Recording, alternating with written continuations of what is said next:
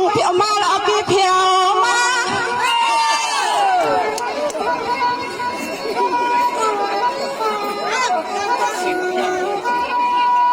นี่เปียนั่งก็ยินข่าวเป็นปากาว่าพี่รู้สั่งเขาว่ากุ้งสาในพี่ตีเลยเห็นหน้าทางไปส่องกะลาโพลีดังมี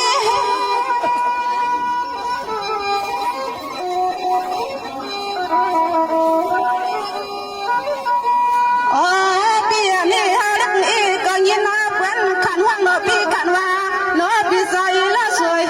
อ่อนเขานี่ที่วังมาที่ปล่อยส่องกะลาเสียงน้องวังเสียงดังเปียนานหาวเพียวลาในพี่